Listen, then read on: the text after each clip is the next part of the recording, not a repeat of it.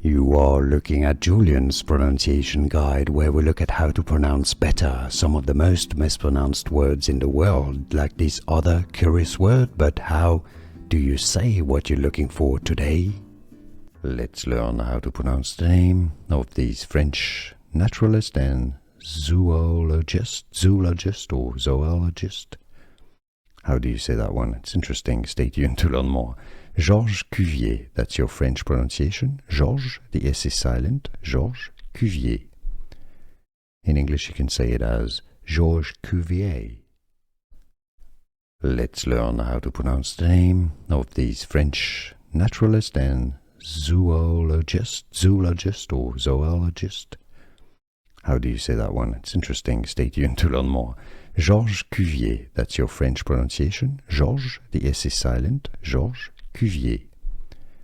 In English you can say it as Georges Cuvier. Here are more videos on how to pronounce more confusing words and names too many mispronounced. Like this video if you found it useful. I appreciate your support. I'll see you soon and thanks for watching.